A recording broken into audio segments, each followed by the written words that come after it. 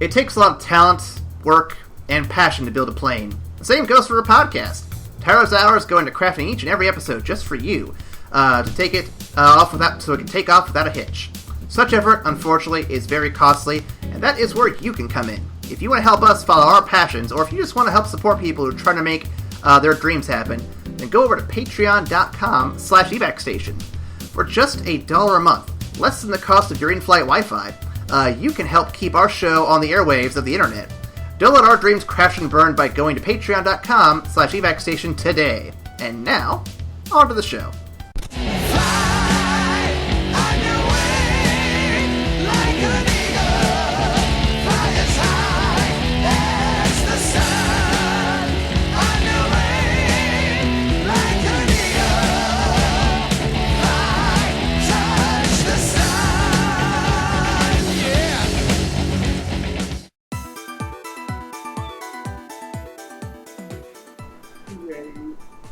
Which would you choose? A world with the after credits cast, or a world without? We know which one we'd choose. We are Giovanni Caprian Metters. I hope you warmed up before you stretched that far. That was a hard one to get. You had no good ones in this one. Likewise, I didn't have very many good ones either, but I am A. Jiro Waseska. Yeah, AJ. Yeah, there we go. I got it. And the intro song this week was Flight of Icarus by Iron Maiden. Nice. I think that's the most fitting song I've had so far. And this week we were talking about the second to last, the penultimate, you might say, Miyazaki film, The Wind Rises. And I'll talk some sugar about this one here in a little bit, because I really do enjoy this one quite a bit. But before we get too deep into it, Ryan, what you been watching? So, I actually have something that I had watched and completely forgot to mention the last time that we mentioned this when I was mad because I was so woefully unprepared. Turns out I had prepared and just forgot about it. I took the time to watch the Jumanji sequel. Wait, you mean with The Rock? Okay, I want to hear your thoughts because I have thoughts about it too. I am mad that movie was as good as it was. It had no business being as good as it actually was. It was self-aware. It did the tropes really, really hilarious. Jack Black deserves a fucking Oscar for that movie because there was no point in time that I did not think he was a teenage girl. He played that role to a fucking T. When they told me what he was going to be playing in that movie, I thought this is going to be the cringiest performance ever. He delivered really fucking good, so kudos to him. He killed it. He absolutely killed it. Yeah, that movie had no business being that damn good, but you all should actually see it. And they actually worked in a Robin Williams tribute, and I was really happy that they did that. I wonder if it's as good as good a tribute as the Breath of the Wild tribute I heard about. Oh wait, what? I didn't see that. Yeah, I haven't seen it myself, but according to a podcast I was listening to, they did a tribute to Robin Williams in the Breath of the Wild video game, which makes sense considering he was a big fan of the game, and he even named his daughter Zelda. So I mean, I could see it happening. That makes a lot of sense. Yeah, no, that's really good. That's a great movie. We saw that actually this past holiday season because I think we rented it, and then I think we bought it because we found it for cheap. And or did we just buy it for cheap? Either way, we have it, and so she wanted to watch it. I'm like, okay, I'll watch it with you because she'd seen it in theaters before with a friend of hers, and she's like, you got to see this is good. I'm like, okay, and I had a good time with it. It was fun. Definitely. Not what I expected, and if you had any reservations about Jumanji, the remake, reboot, whatever, I think that the full title is Jumanji: Welcome to the Jungle, if I'm correct. Yeah, it is. And guys, I was among the purists who was this whole podcast was. As soon as it was announced, I was like, how dare you disgrace Robin's memory? It was so close after he passed too, which was like really fucked up. Well, back when we were called the Game Bane or the Three-Way Podcast, whatever it was, we actually talked about that when we first announced it. We all thought it was a terrible idea, and yeah, I'm glad to admit I was wrong. I like it when I can do that. I was too, and I was blissfully wrong. It was a lot of fun. You guys should check it out if you haven't seen it. Absolutely. As for me, I didn't really watch too much more than I usually do. I did play a little bit more of Horizon. I think I'm currently going through a stint right now where I am just kind of cleaning up collectibles and gathering up resources to finish making like the equipment bags and shit. Fishing is fucking annoying in that game. Fishing's not great. So many things take like fish parts, and like I'm thinking to myself, couldn't you just give me a fucking fishing pole like in Zelda? That's so much better than having to like fucking shoot them from a distance and swim out to get it. It's dumb.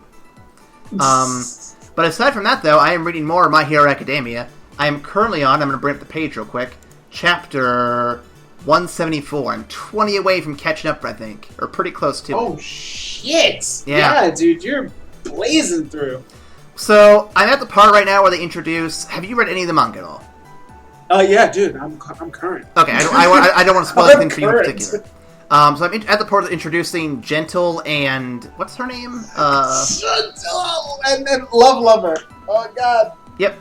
So they've just introduced them, and I don't care for them, but I'm hoping they grow on me soon, because I like the general concept, but they're just not doing it for me yet. Just wait for it. It's meant to be a slow burn, but just wait for it. God damn. Gentle. That man is beast. Oh.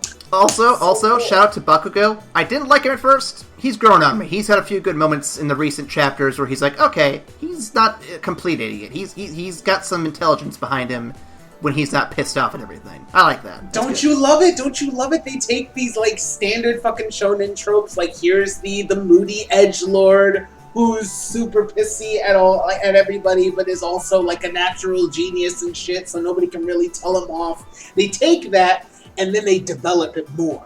And then they flip all those expectations on their head. And then they build him into a character, man. I'll talk about that for an hour. So I know. It's good. Yeah, but I can't wait to get caught up, because then I'll have that, One Piece, and Dr. Stone is my rotation for now. And those are pretty good. Those are both pretty good too, obviously. Yeah. And I think I'll probably pick up Promised Neverland. I've heard that's really good. Yeah, I was watching Super Eye Patch Wolf on YouTube, and he was recommending that one as one of the top shonen ones. He really likes it, from what I gathered. And it sounds promising. It's one of the top ones in the Shonen magazine right now. So I figure, you know what, it'll be around for a while. Let's give it a look when I'm done with this one. Cool. Nicely done. Yep. And I'm also prepping for Smash Bros. Ultimate. I made a list of characters I want to train on a bit more in Smash Wii U. So when the new game comes out, I can kick ass with them. This dude is practicing for the game. Well, so here's the thing. I'm not good with a lot of the characters that are new in the Smash Wii U game, actually. I looked at the list of the ones that are out there, and I went over like how confident I feel with them. Maybe like 3 of the newest characters I feel confident playing. Almost all the other ones I can not pick up and be like, yep, I know what I'm doing. Part of that's because a lot of them were DLC as well, and I don't know the DLC characters much except for Roy, but that's because he was also in Melee, so I was really good with him in Melee. But I really want to get Bayonetta down, because I love the Bayonetta games, and if I can't play her, then why the fuck did I buy her? So I want to give that a fair shake. Yeah, well, what I was good with the quick and nimble brawlers, so like Sheik, Zero Suit Samus. Oh, I could never Cloud, play them. I could never play them. My current mains, actually, I'll humor this little discussion here real quick. Why not? No, Smash Bros. Is my jam, man. I'll read it. So let me see. Where's my list at real quick? Smash. Here we go. So my current mains right now for Wii U, the 4th game, whatever you want to call it. Ganondorf for my heavy character. I love heavy hitter characters. Roy, because he's my boy. Let's see, who else do I got here? Rosalina, because she's just a very unique character with some cool-ass moves. Right. And then my devilish little trickster, the Villager, is my other main. Oh, fuck the Villager. I want to train Sonic a little bit, too. He was actually one of my mains in Brawl, but he isn't as good in this one as he is in Brawl, and I want to get back to being decent with him, so... but those are my mains right now. Villager is the one I pick when I want to fuck with people, because he's the low-key of Smash Bros. No question. God. You're one of those. Dude, fear the tree. Alright, I got a little more off the rails than I thought I was going to get, but hey! Let's get to this, the synopsis. Let's get to the accolades and important notes I got here. To you, it may be Black Friday. To me, it's still a SummerSlam. This week, I have 2013's The Wind Rises, the most recent film by Hayao Miyazaki as of 2018. His next film is not due until 2020. We'll see how that goes. This film grossed a total of $136,400,000 worldwide. The English cast includes, and Ryan, you're going to love this one, Joseph Gordon-Levitt, Martin Short, Stanley Tucci, Werner Herzog, and Hollywood's latest power couple, John Krasinski and Emily Blunt. Oh, man. Okay. They had an all-star cast for this one, and it paid off pretty good. That's pretty damn good. I think it's getting a little quiet up in this place here. But before we get moving on, we have Oscars, or not Oscars, but awards. While this is another failed Oscar attempt, the film managed to stack 26 other awards. A lot of them are critic choice stuff. I'm not going to read all those, but I just don't think the Academy knows what a good animated film is, Ryan. I just don't think they do. Among those that did win, it received Best Animated Film from the Alliance of Women Film Journalists and the awards of the Japanese Academy, the Truly Moving Picture Award from the Heartland Film Awards, and 3 awards from the Tokyo Anime Awards, including Animation of the Year, Best Art Direction, Best Screenplay, and Best Voice Acting. That's some good shit. Damn, okay. Bonus fact for you. This is Hayao Miyazaki's 8th feature-length film, and he retired after it was made in 2013, only to come out of retirement for the supposed final film in 2020, before the Japanese Olympics. This would be his 6th time he's announced his retirement. After the first screening of the film, the director said that it was the first time he'd ever cried during a screening of his own movie. Oh, wow. Really? Yep. I got some stuff that I looked up that might make more sense of that if you were questioning why he might be doing that with this film. I think you're going to like what I found. Alright. Alright, before we get into the synopsis, Ryan, what are your initial thoughts on The Wind Rises? So, my initial thoughts, I really liked the movie. I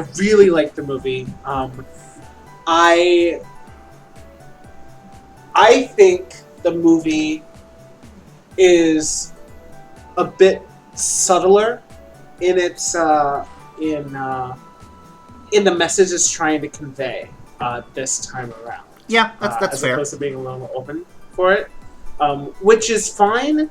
I guess what it didn't hit as hard for me on because it was so embedded in Japanese history, especially surrounding and leading up to World War II. Absolutely. That, as I am not a huge historian, a lot of that I wasn't able to kind of latch on to. It's just oh, and that becomes that, and that becomes that, and that becomes that. Oh shit!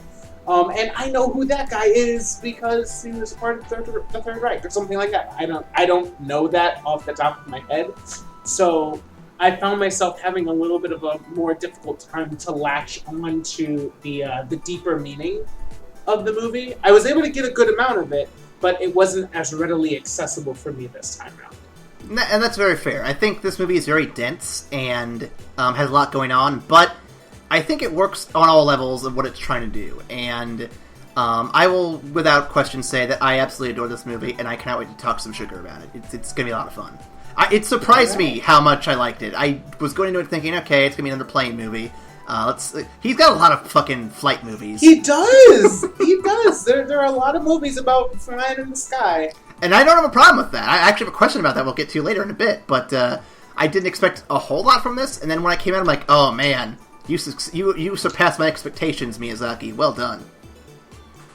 Well, let's hear the synopsis that you've got cooked up for me. Yep, let's see what we got here. Based on the true story, we meet a young Jiro, a boy with a vision, a dream to fly. Sadly, his actual vision does not permit him to fly, so he changes his dream, following in the footsteps of Giovanni Caproni, to build the best planes in the world. The first act follows him as a child to his first job as an engineer. During this act, he meets some nice women and helps them during an earthquake, the Great Kanto earthquake of 1923. Who never learn his actual name, but are enamored with him nonetheless. But he cannot stay, as he has to return to his studies at the university. The film jumps forward to his first days in the job at a company in Nagoya, Japan. His first attempt to design a plane, why did I write plan? Plane. It's plane. Come on, spell check. His first attempt to design a plane fails, and the company loses the contract. Jiro and Jim Halpert are then sent to Germany to learn more about planes over there. Which, as you all guessed, by the year is when Nazis started gaining influence over the nation. The students study the German crafts before Jiro is eventually sent back to Japan for a whole new fighter project. The new design also ends in failure. The company, not wanting to lose their best designer, send Jiro away on vacation to de-stress. While away, he reunites with Naoko, the girl he saved during the aforementioned earthquake, and the two get engaged in what appears to be a short time span. But time is a little weird in this film. They do skip around a lot and such. Catch is that she has tuberculosis and is given a limited amount of time to live. Jiro loves her anyway and stays by her side, traveling across the country to see her when things get really bad at one point.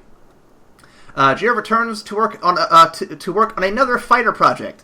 This time, however, the secret police are after him. Probably because he forgot to call the city council to submit his standard end-of-date report regarding his engagement. He's forced to live with his short-tempered and short-statured boss while coping with the stresses of building a plane and caring for his ailing fiancée, soon wife. Before too long, the plane is finished and it flies like a dream, but during the demonstration of his new craft, Naoko passes away from her illness. At the end of the film, with another dream Jiro shares with Giovanni Caproni, at this point, World War II is over, and Jiro expresses his Zero Fighter expresses regret over his Zero Fighter and how the devastation all the devastation it caused during the war. Caproni tries to soften the blow of this by reminding Jiro that his dream was still realized nonetheless, and that his planes are, to quote, beautiful, cursed dreams. Naoko visits him in his dream as well and advises him that you must live, before she fades away. Caproni then pulls Jiro aside for a drink, ending the film and the dream. Ryan, what are your thoughts? Man, this movie was deep. This movie was real deep. It was really good. It was really good. It was masterfully told. It's masterfully done. And I can, knowing the historian in you, I automatically knew this was gonna be your fucking jam. When I realized how much of it was couched in the Japanese history of leading up to World War II and telling a story around that, I was like, yeah, Aaron's gonna love this shit.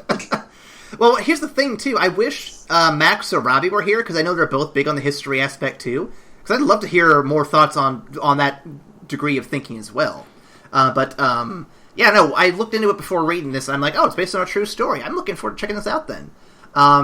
It's my jam, too, because it's not straight-up history like we're taught in school. It's history from a different point of view. It's the history of the man who made the planes that started the Pearl Harbor incident. And that's a story you don't... if you go by pure American schools, you don't expect that to be a good story. You expect it to be a story about a horrible person trying to do a horrible thing. Right. And when you see the story behind it, you're like, damn, his whole life didn't go anywhere he expected, and that's tragic in a very real way. Definitely. And I really loved the recurring theme about how, it's man's ever burning desire to fly, but as long as there are engineers to build that dream, aerial vehicles will inevitably become instruments of war, and so the dream in and of itself is cursed. It's like, if you don't pursue your dream, you'll die. But if you do pursue your dream, like, the odds of it being used to horrible ends are definitely up there. So it's like, what do you do? Do you refuse to dream, or do you chase the dream anyway?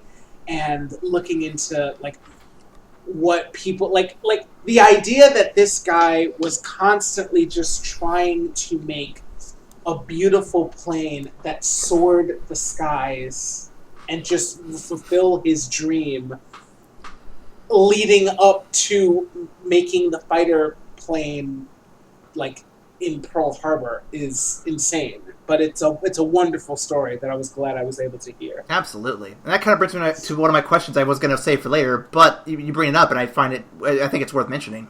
Do you believe people are cursed by their dreams and ambitions, or do you think that's what is all that keeps us going? Because I feel like there is a fine balance there, and a dream one has could become one's obsession. And that, fucking Ahab and the White Whale, for example. Like, right. A dream is definitely a noble thing to have, and a goal to live for, but at what point where's the line where it becomes an obsession and it ruins your life more than makes your life whole? I think this film tries to tackle that a little bit, or it skirts that line a bit. I think it definitely skirts that line, although I think the curse that he was more openly acknowledging was the fact that, like, if you seek to bring something into the world, it can, like, other people can take advantage of it and use it for their own purposes. It's like a dream only stays pure in your mind, but when you take steps to bring that out into the world's an imperfect place, and it can be touched by those imperfections. So I think that's what the movie was going for. In terms of whether or not we're cursed by our dreams, I think it's beneficial to the point where it stops. It starts detracting from your life as opposed to adding to it.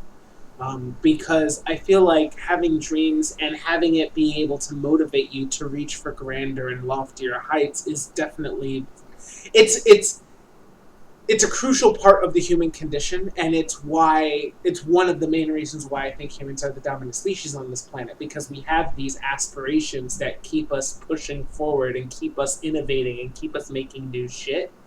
But I think a lot of pitfalls fall along the way. Oh, yeah. Either not having the will to realize that dream and letting that dream kind of fester and, like, spoil your life, or on the opposite end of the spectrum, losing everything in the, like, unending pursuit of that dream and cutting out everything that makes your life worth living to attain this almost impossible thing. I definitely agree. And I think that I have something I want to add to that, but there's a question I want to ask before we get to it. So I'll hold that piece for a moment, because I think, because what I have to say reflects a big part of this film that I don't want to touch on just yet.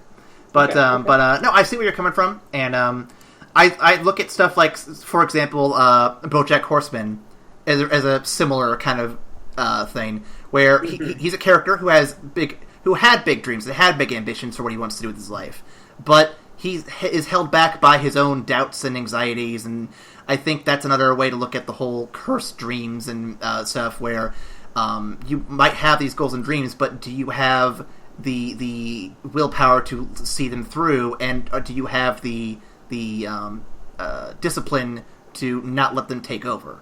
And I think that's something to definitely consider in this kind of line of questioning here a bit. Absolutely. No, I 100% agree with that. Going back to some of the earlier questions I have here. So, before you watched this film, were you aware this is based on a true story? I was not. I went in completely blind. I was just like, this is the movie we're watching today. And as I was just kind of getting into it,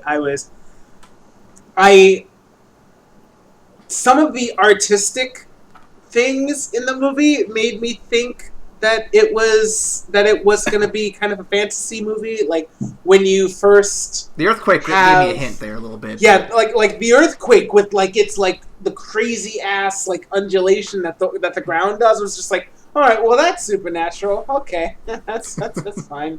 All right, we're here.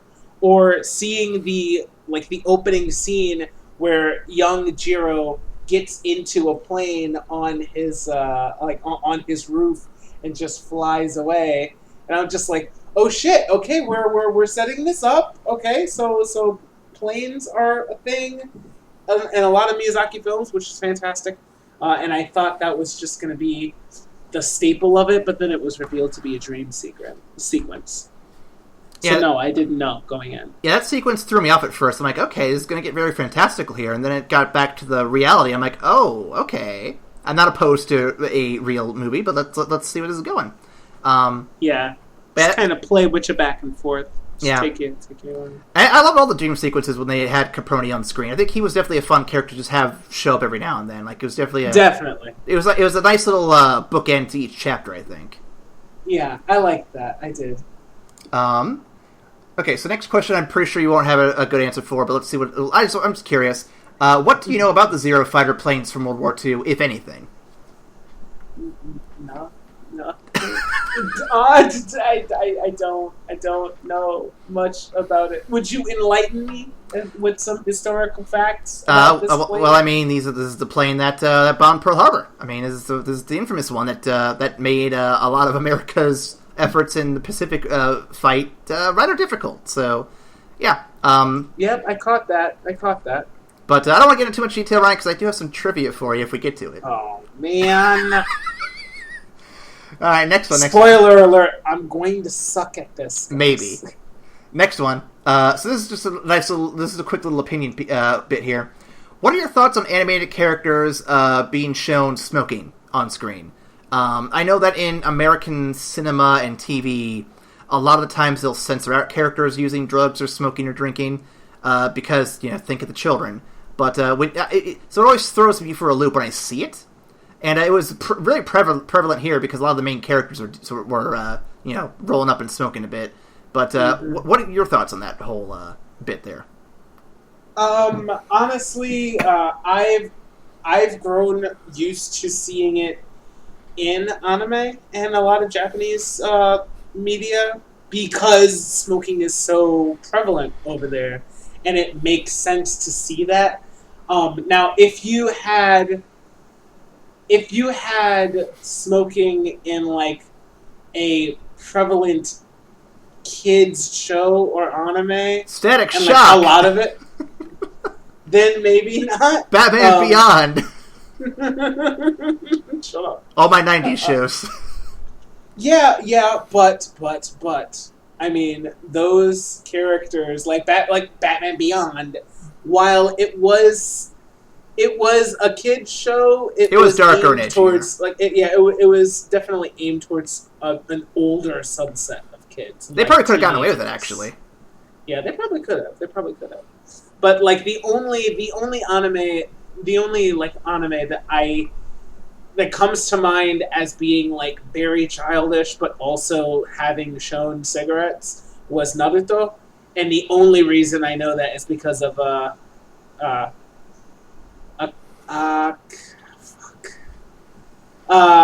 Shikamaru Sensei. All right, passed away. That bugged me a lot. Okay, so I'm gonna derail real quick. So in the Naruto manga, when Shikamaru Sensei is killed, and there's this whole bit about him taking up the bad habit and all that while he's trying to get revenge for his sensei's death.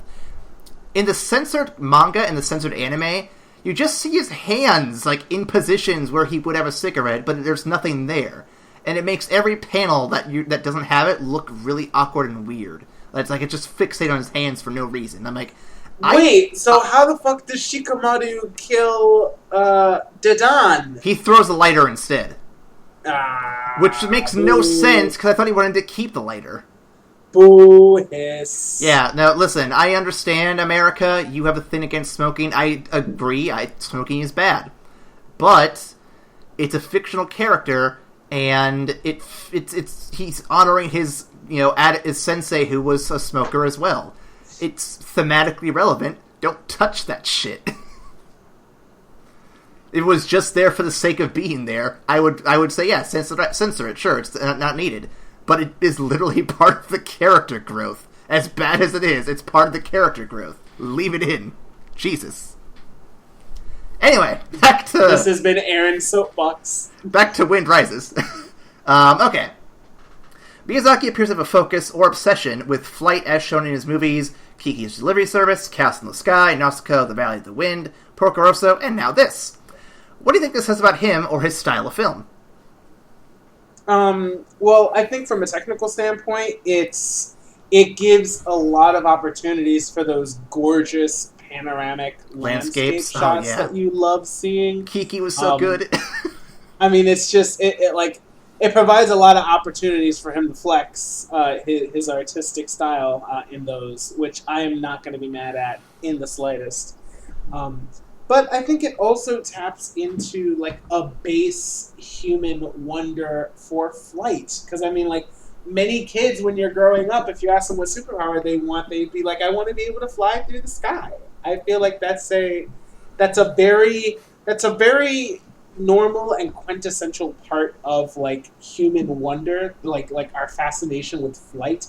And to be able to fly through the sky is a wonderful thing that is really the stuff of dreams. It's only our shitty materialism and war-fueled economy that turns those things into military advantages. So I like seeing that the basis of this movie is it comes from a dream. It comes from a place of wonder, and one man going to pursue that dream. And it alludes to, but doesn't focus on the fact that dream became a nightmare for so many American citizens. It focuses on the guy and his dream. Well, arguably it was a nightmare for some of the Japanese people, too, because I imagine, as much as they were told they have to defend the honor of Japan, I imagine a good number of them didn't really want to, kamikaze their planes on Pearl Harbor. Yeah. No, you're absolutely right.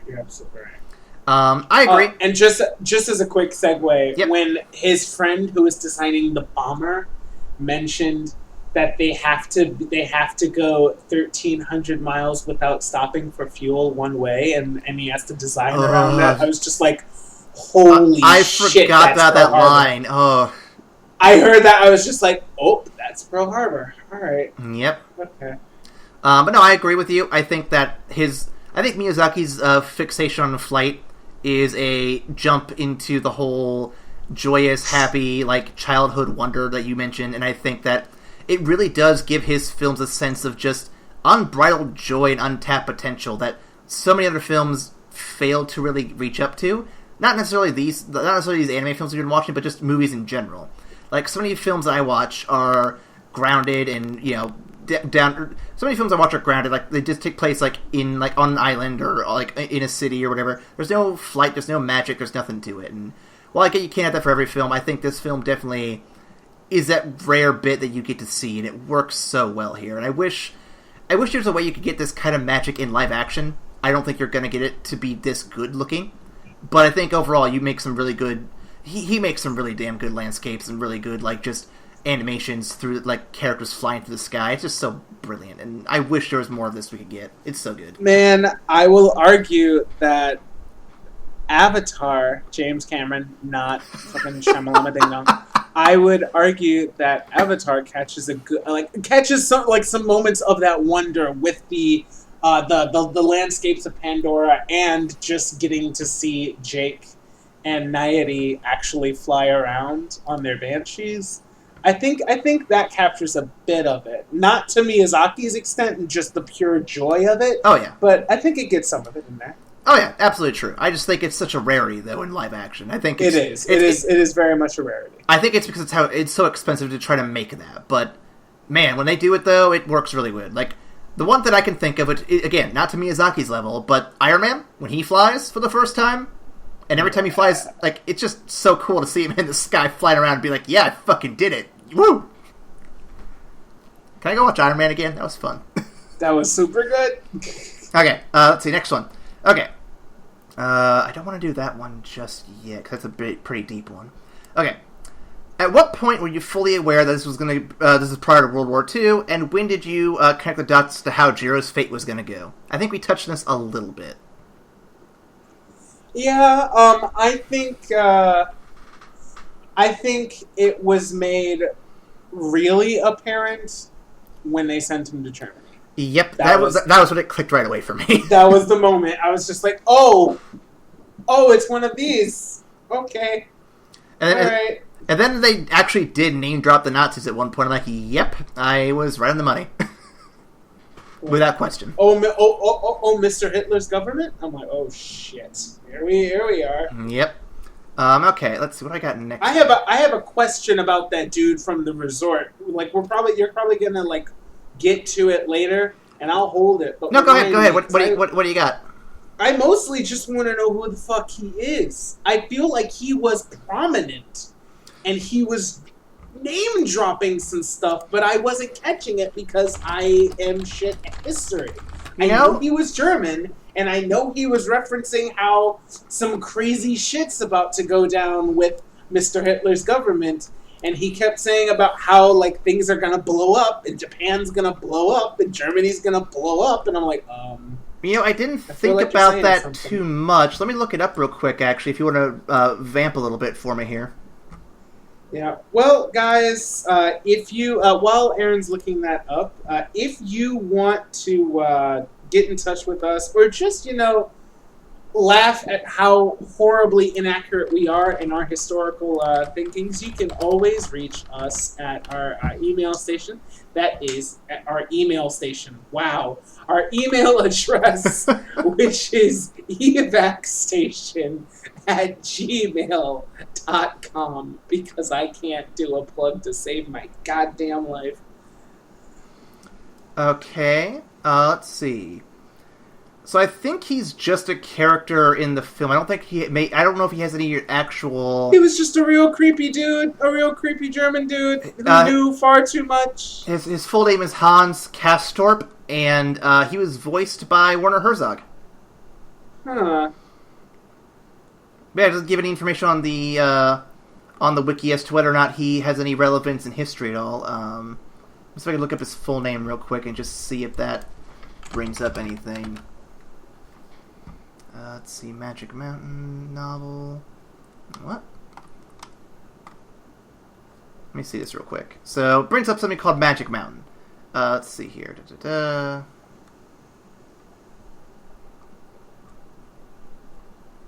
So I think he's actually... Okay, so he's named after the protagonist of a book called The Magic Mountain, which looks like it's a German book. But beyond that, I don't know much. I'm not going to spend a minute here to read everything about this book because we have a podcast to do. Of course.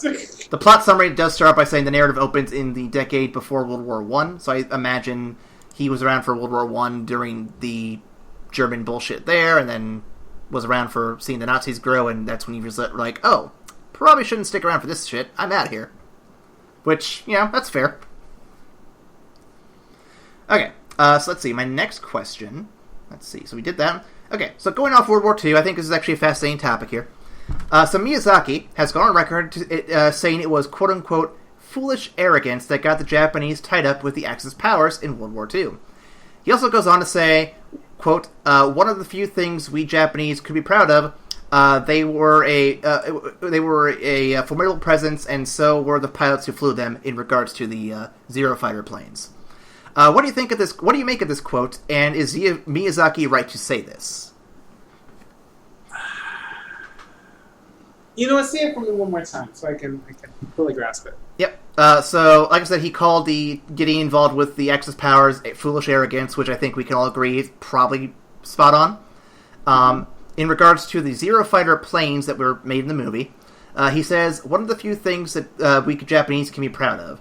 They were truly a formidable presence, and so were the pilots who flew in them. So, I think... Oh, sorry? Yeah, go ahead. I'll let you take the floor. I've been talking a bit. Well, I don't see anything wrong with the statement. I think he's already, I think he's already disparaged where Japan stood in like on that side of the war, but I think he's also paying respect to the Japanese soldiers who laid down their lives in that war and the pinnacle of Japanese ingenuity and aviation at the time, because that was a hell of an accomplishment, and the people who lay down their lives on any side of the in any side of a conflict deserve respect because they're fighting for their families. And Absolutely. it's just why war is a terrible thing. And I will never begrudge a man for respecting people who laid down their lives for like to defend their way of living as they know it. Absolutely. I think you can see a modern example of this with all the stuff going on in the Middle East when it comes to our soldiers. I know there's a big debate constantly going on as to whether or not we should keep our troops out of the Middle East, whether the war over there was right, whether Iraq was correct, the right move to make, etc., etc. And while I see a lot of people, I'm not going to call out anyone in particular, but I do know that a lot of the dissension is from the left side of the political sphere. I know there's a lot of... I do see disrespect from time to time when it comes to the people who fight over there, with people kind of forgetting that, hey, you may not agree with the war, but can we be real here? A lot of the soldiers... if you ask any military personnel, any soldier, most of them will say they don't want to go to war. They don't want to have to fight. They will if they have to, because they signed up for it and they promised they would. But most of them don't because their friends and family and life is here. And it does strike me as odd when people want to begrudge the soldiers who fight the war and not the politicians who make the war happen. Yeah, absolutely. And on a side note, I want to give a quick shout out to... I know we're actually going to be airing this a few months after this happened, but shout out to John McCain for his... oh my God, service in Vietnam. I mean, whether you agree with him politically or not, he was a POW in Vietnam, and he went on to do a lot of good things. And at the end of his time, it sounds like he actually was trying to bridge the across the aisle and compromise with people on the opposite side of the political party spectrum. So shout out to him. I mean, he deserves respect, man. Whether you absolutely whether you agree with him or not, Trump, you gotta give him respect. This fucking child. He wouldn't even put the flag at half-mast. Okay. Anyway, sorry. I mean, it's not surprising, but okay. But yeah, no, I think we can all agree that he's respecting the soldiers. He's not promoting the war. There was some controversy that came up when this quote came out originally, and I thought it was weird, but I guess people misread it or something and thought he was like, "Oh yeah, the soldiers were great. The war is great." It's like, have you seen any of his any other Miyazaki film? He denounces war any chance he gets because he agrees war is a shit thing. Don't do it. Yeah, I mean, anybody can, like, if you like throw praise to any one side of a conflict, or just like the participants of it, people on the other side of that conflict are going to be up in arms because it's going to seem like you're celebrating the thing that got their loved ones killed. And that's an entirely understandable reaction. But if you really read what he's saying there, I think it makes a lot of sense. And I think he did it in a very respectful way that disparaged what he thought was a horrible act of war, but honored the people that gave their lives for their country. Absolutely. And, mad respect to Miyazaki for being able to, find that good balance with how to say it. I think absolutely. It okay, I got a couple more here. Wind is constantly mentioned in the film. Obviously, it serves a functional purpose with flight, but does it serve a narrative purpose? Does the wind represent or symbolize something? What do you think? Do you mean the wind in the movie as a metaphorical concept, or as the actual wind showing up and doing crazy shit? However you want to interpret it, because one line they drop a lot is "the wind is rising," and the wind is rising. You must try to live. Yep. So that quote, or just the construct of wind itself, like, do you find anything that might be particularly meaningful about it, or do you think it's just wind and that's all it is? Well, I mean, I definitely think there's a deeper connotation to it. In regards to that particular line, ever since it was originally stated, I was trying to figure out exactly like what they meant by that. I kind of spent the whole movie trying to decipher what that actually means. My best interpretation of it is that the wind represents the turmoil and like the ever-changing nature of life. And if you're not careful, of course the wind can dash your house to pieces and can pick you up and carry you off and throw you miles from home. But in order to fly, you have to harness the wind. You have to work with it, and you have to maneuver it to fly higher in the sky than you ever thought possible. So when they keep referencing that the wind is rising, it's like a lot of things are changing, but the determined person can use that to go after their dreams, as opposed to sit there and let things happen to them. So that was my takeaway. So I'm going to add to that a little bit here, but I like what you're saying. I think that the wind there's two moments that I think stand out. First off is just the wind in regards to Jiro making planes, and the wind in regards to his relationship with Nahoko. Starting with the planes, I think the wind represents an intangible force, kind of like imagination, which carries him through the story, kind of like the wind carrying the planes. Mm-hmm. And that imagination carries him forward into making his dream come to reality, which is what this film's all about, is the idea of making your dreams into reality. And that such imagination is needed to accomplish something as fantastical as making these amazing-ass planes.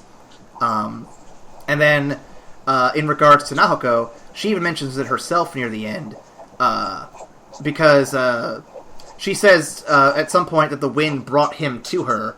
So I think there's some symbolism there as well, like the wind is like this connecting, this animating connecting force that kind of draws these two people together a little bit.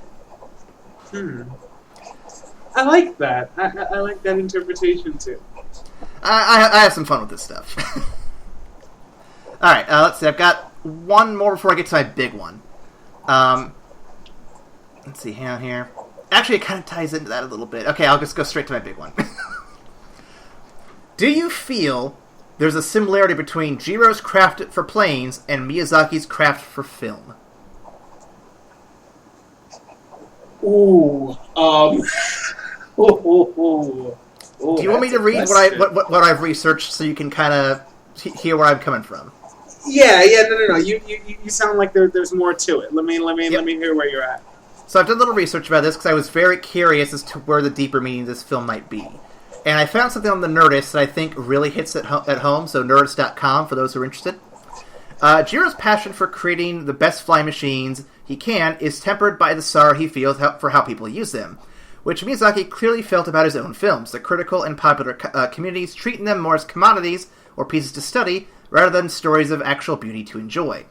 Further evidence to me of Miyazaki's kinship with Jiro and Jiro Horikoshi is the casting of the original Japanese track is Hideaki Anno as the voice of the character.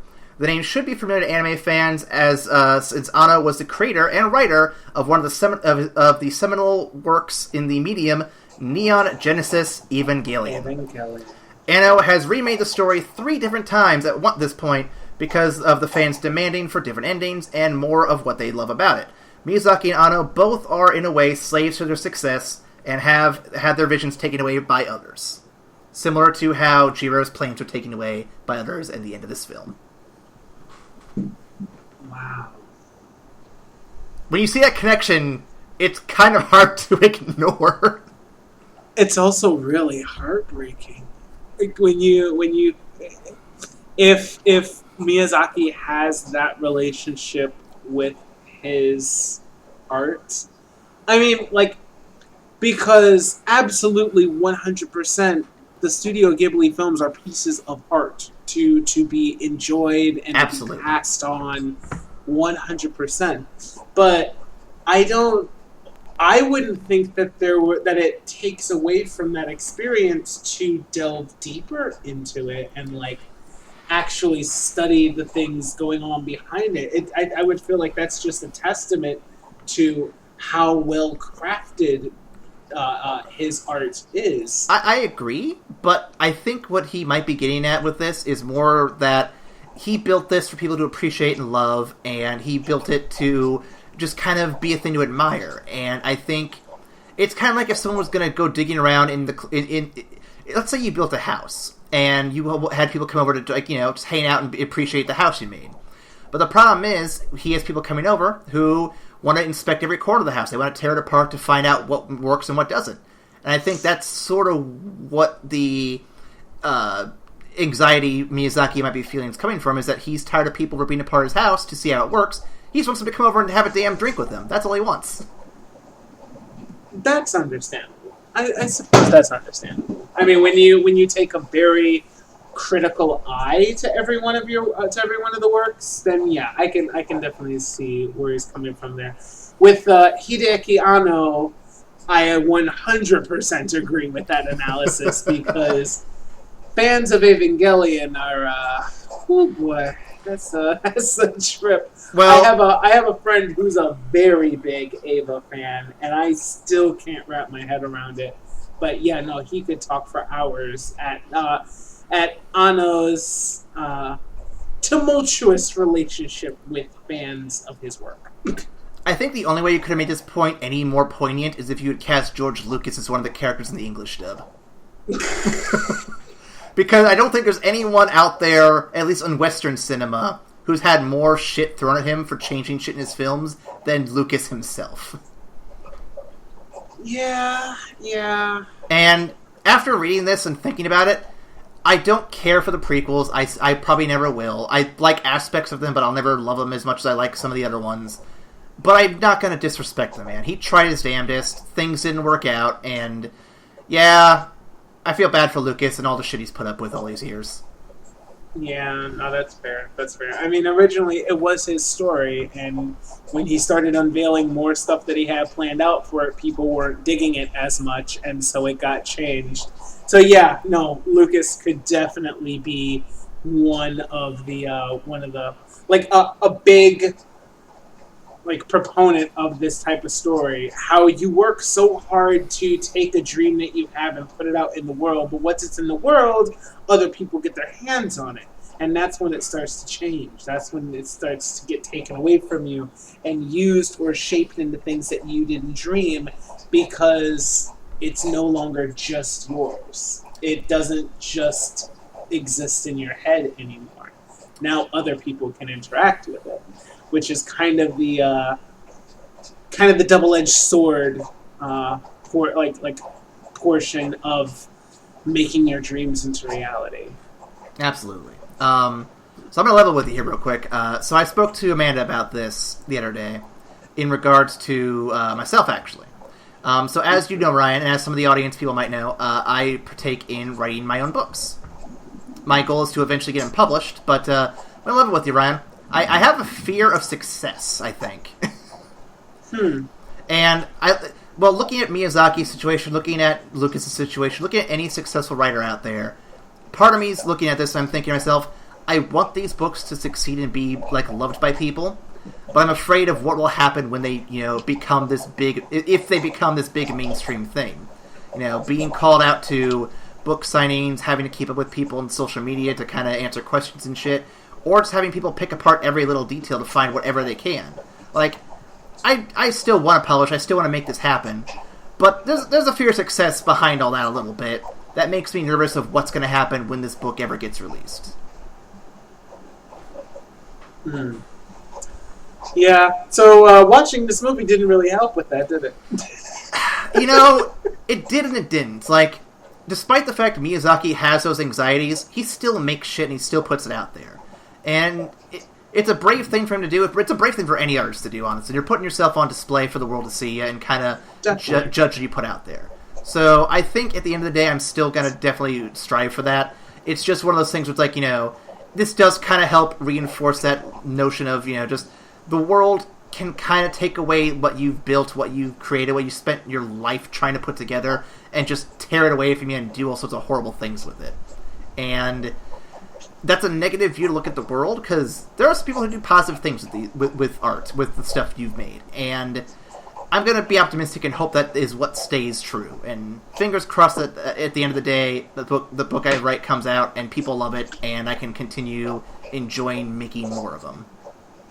Yeah, no, I mean, because you can spend your time looking at the negative possibilities of it, but at the end of the day, when you make your dream into a reality, you're always going to find a lot of people who dreamed similar things, or who had other similar desires in their hearts, and hearing it expressed by somebody else, it brings validation, it brings a lot of just joy and positivity to the world.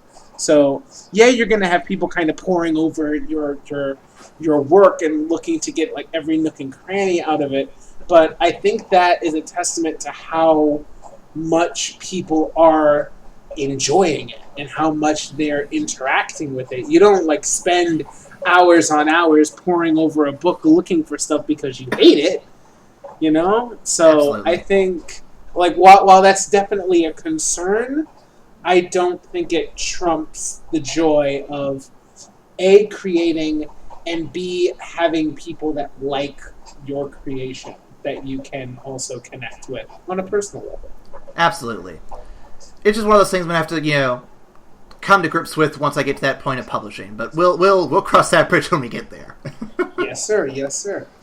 All right, my final question, which kind of relates to this, and I think we may have touched on it a bit, but I'm going to throw it out there in case there's anything else you wanted to add. Can you blame the creator of something when others use it for ill? Or does the blame always fall on those who abuse the creation? Can you think of any modern-day examples? Can you even blame the creation itself? This is a kind of loaded question, I know. I would say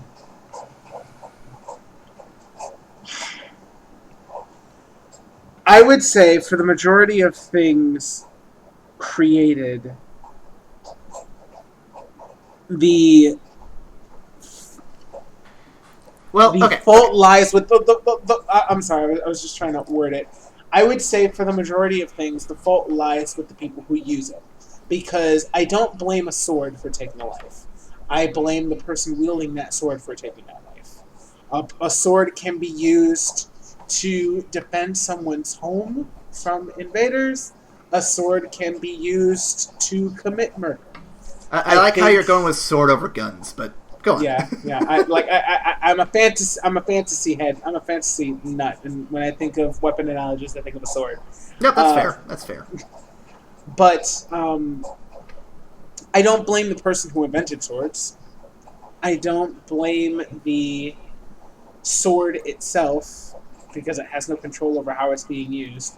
Now, granted, this is entirely when you're talking about a sword or any weapon, it's made with the express purpose of doing somebody bodily harm. When you get to other items created not for the purpose of killing or causing people harm, but are then bent towards that purpose, I think it's absolutely 100% the person that is using it as opposed to the creator. I mean, wasn't it William Nobel who created dynamite for mining purposes? And now it's used as a weapon and terrorism. Now it's used for weapons and what have you. He created it with an actual viable use in mind, and then somebody said, "Hey, you know what? This shit blows up people much easier than it blows up rock," and it became a weapon. I mean, I don't blame William Nobel for that. Yeah, you could absolutely say the same thing about the internet or planes. It stems from a person's desire to fly across the sky, and people bent it towards weaponry. I think there's a level of context that's needed for sure. Because I agree with you. I think if someone makes a gun or a sword or a car or anything like that, you can't blame the item itself. It has no autonomy. It can't do anything. Likewise, the person who made it for the express purpose of what it was originally built for. Guy who made the gun because he wanted people to hunt. Guy made a sword so people could defend their homes. Guy made the car so you can get to work and shit. He didn't expect someone to be running people over on purpose. They didn't expect you to stab people, just to steal money and shit. No one expected these shooting sprees to happen, but here we are now. And while this is a more fictional example, another context to look at is Jurassic Park. He created all those dinosaurs, but the end result was absolute chaos. Do you blame the guys who made the dinosaurs? Do you blame the dinosaurs, or do you blame the people who didn't know what they were doing when handling the dinosaurs? I feel like that's a much harder one to answer, really, because A, it's fictional, but B, there's a little bit of blame almost anywhere. I blame Dennis Nedry. That's why. Absolutely. He's the main problem overall. He is the fucking villain. But, no, I'm just saying, there's some context to it that I think needs to be explored before you can assign blame. But 9 times out of 10, someone abusing an item or a creature or a thing in general for a purpose beyond its intended purpose is where you're going to put the blame at. Now, granted, using something outside of its normal use can sometimes bring beneficial, positive results. Not always, but sometimes it can. So, just one of those things, it's like I said, it's all about context. I mean, innovation is a fantastic thing. Like, to take an idea and find a new application for it, that's human history. That's human ingenuity. That's where a lot of our biggest advancements have come from. And I'll never thumb my nose at that. But when you take things that weren't made to cause harm and turn them to harmful purposes, it's kind of a shitty thing to do. And I don't think we need more things in this world that can harm people. Man, this got deeper than I thought it was going to get, but this is a really good conversation. I like where this went. I thought you wanted this to go, with that last question. I'm like, oh, you want to get deep. No, I did. I just didn't know how far I was going to go. But no, this is really refreshing. I like when we can get these deep conversations rolling. So that's all I have for discussion questions. If you want to send us questions or give us comments, next week is the final episode of the Studio Ghibli Summerslam. I know, it's almost December. Can you believe it? If you want to tell us your favorite Ghibli movies, we are going to read them on the podcast, along with our favorites probably, near the end of it. So please, submit your suggestions, any other questions or comments as well, to Facebook, Twitter, or Tumblr pages that we're on, or that one lovely email. Ryan, could you read off that lovely email? That is RyanWillDieAlone@gmail. I mean, that is evacstation@gmail.com. You heard it right there, folks. And before we get out of here, I'm going to skip trivia because obviously we're running way on time. We're going to go straight to our review of the film, where we discuss what the movie ranks. Gold, silver, platinum, dirt, shit, stone. Probably not going to be one of those. If you want to find out what any of those mean, please go to the links down below. There's a link to our Patreon page, which has a post that explains all the rankings and what they mean. So that way, if you get mad that we didn't rank your favorite films the way you wanted to, you'll know why we ranked them the way we did. And now, on to Where the Wind Rises. Ryan, I know where I'm putting this at, without question. I know where you're putting this. So I'll get out of the way now, because I don't want to... I was going to platinum all the way. This is a contender for my favorite film of Ghibli. I don't know if it is. I have to think about it until next week. But it's a platinum without question.